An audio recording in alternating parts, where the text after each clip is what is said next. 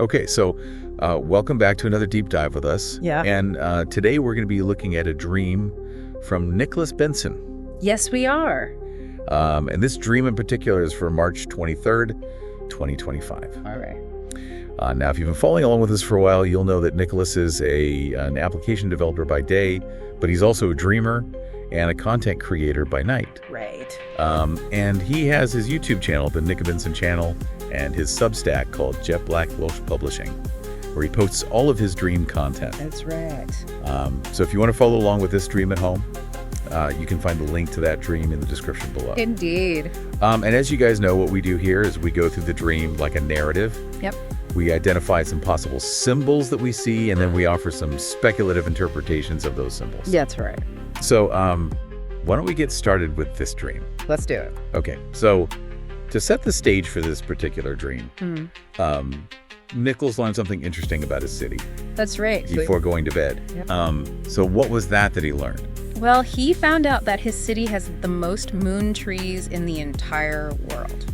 Moon trees. Now, just to clarify for folks out there who don't know, Sure. what are moon trees? Moon trees are trees that were grown from seeds that traveled to the moon, Wow. right? So they went to space Yeah, and they came back.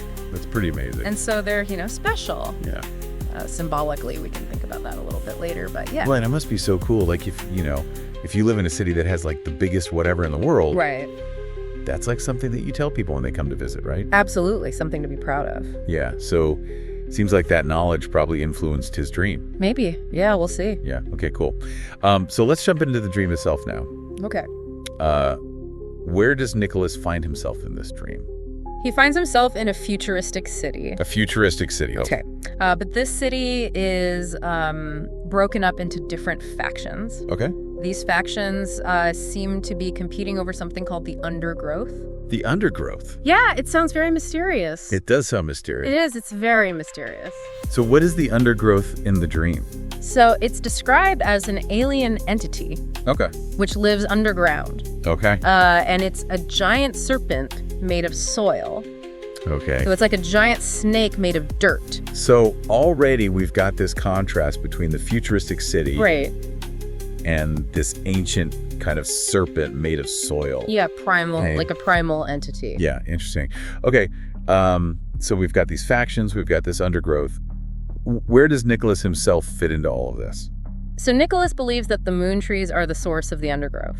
The moon trees are the source of the undergrowth. Yeah. Interesting. And he also feels very protective of the moon trees. Mm. He thinks they're very important. He thinks they're very special. So it seems like he's kind of like a protector of nature almost in this. Yeah, he seems to be against these factions who are trying to study the undergrowth and potentially weaponize it. Okay, so he's like in opposition to all these other factions. It seems like it, yeah. He wants to protect it. Yeah, he sees something very special about the moon trees and the undergrowth, and he doesn't want them to mess with it. Yeah, okay. That's really fascinating. And it seems like he also has some powers in this dream. That's right. So what can Nicholas do? Well, he has this power watch. A power watch? Yeah. Like a smartwatch or something? Well, it's a watch that gives him power. Okay. And with this watch, he can do two things. Okay. He can shapeshift. Shapeshift, so like turn into different things? Yeah, exactly. Oh. And he can also create decoys. Decoys, like fake versions of himself. Yeah, and these decoys are described as dried red humanoid husks. Wow, okay. Dried red humanoid husks. And they're eyeless. That's pretty creepy. Yeah, very creepy. Okay, so he can shapeshift, he can create these decoys. Yeah. And what happens next in the dream? So Nicholas is running through a field. Okay. And he uses his shape-shifting ability to turn his feet into wheels. He turns his feet into wheels. What? Yeah, so he's like rolling through this field really fast. Okay. And there's something chasing him. Okay, so he's not just running through the field for fun. No. He's being pursued by something. And what is chasing him? Well, we don't really know. Okay. It's not really described. Okay. All we know is that it annihilates his decoys.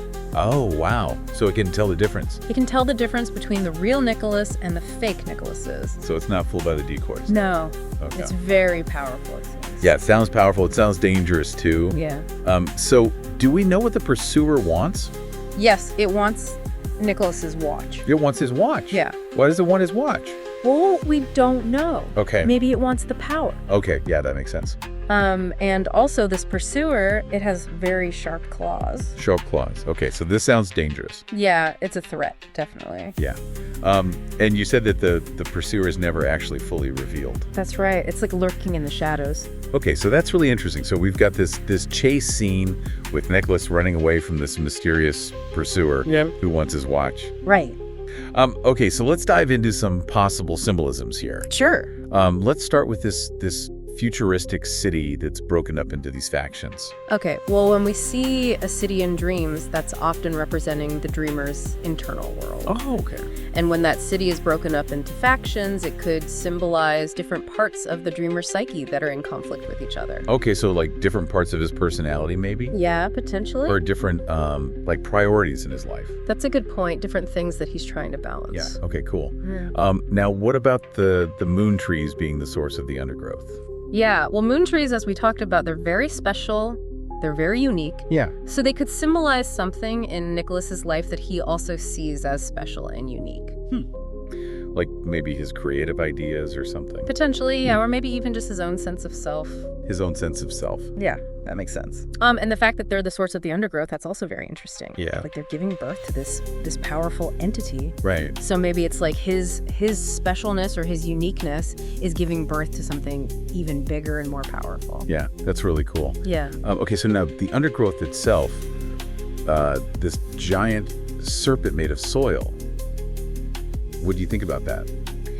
Yeah, snakes are very symbolic creatures. Yeah. They often represent transformation or primal energy or even the unconscious mind. Mm-hmm. And the fact that it's made of soil that connects it to the earth to something very grounded and foundational. Yeah. So maybe the undergrowth represents some kind of deep-seated power within Nicholas. Okay. Like the wellspring of creativity or potential that he's maybe not even fully aware of. So it's like something powerful, but maybe a little bit uncontrollable. Yeah, exactly. That's really cool. Yeah.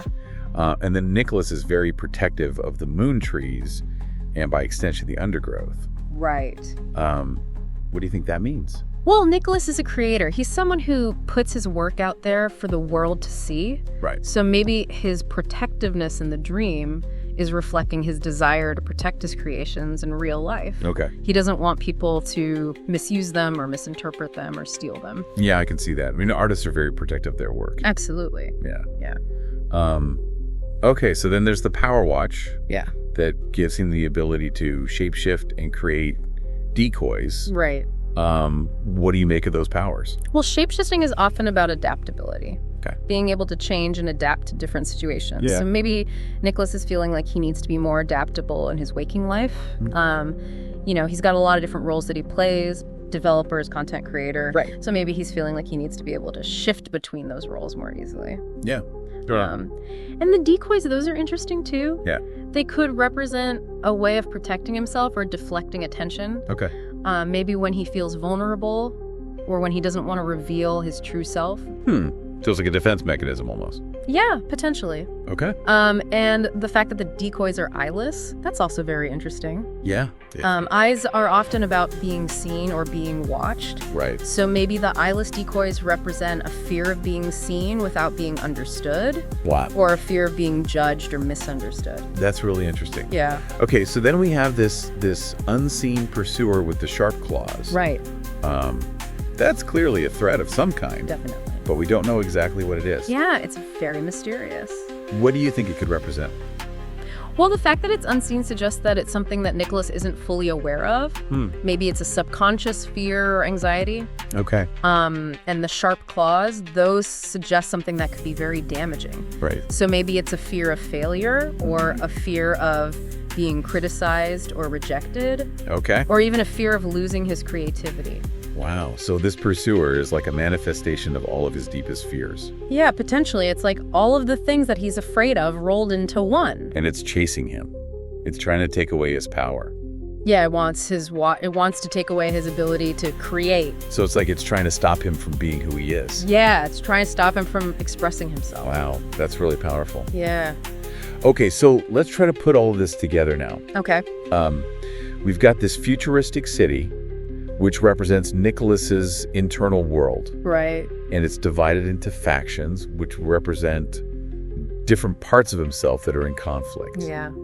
Then we have the moon trees, which are special and unique. Right. And they represent something that Nicholas sees as special and unique about himself. Potentially his creativity or his sense of self. And the moon trees are the source of the undergrowth, Right. which is this powerful but uncontrollable force that represents his potential. Yeah.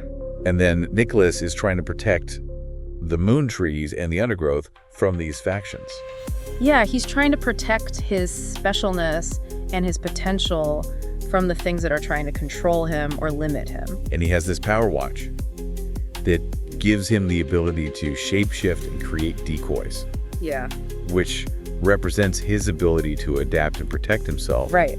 But he's being chased by this unseen pursuer who wants to take away his power. Yeah. And that pursuer represents all of his fears. His fear of failure, his fear of rejection, his fear of losing his creativity. Wow. Yeah. So it seems like this dream is about Nicholas's struggle to protect his creativity and his sense of self. Yeah, I think that's a really good interpretation. And it seems like it's also about his fear of losing those things. Right. Yeah. So what do you think, Nicholas, what would you say to Nicholas if you were here right now? Well, I would say that this dream is showing you that you have a lot of power and potential. Yeah. But you're also afraid of losing those things. Right. And that's understandable. But don't let your fears control you. Yeah. Keep creating, keep expressing yourself. And don't be afraid to be vulnerable. That's really good advice. I think so. And I think that's something that we can all take away from this dream. Yeah. You know, we all have things that we're afraid of losing. Absolutely. But we can't let those fears stop us from living our lives. Right. And from pursuing our dreams. Exactly. So, Nicholas, thank you for sharing your dream with us. Yeah, thanks, Nicholas. And to everyone listening, thank you for joining us on this deep dive. Yeah, thanks for listening. And we'll see you next time. See you later. Bye. Bye.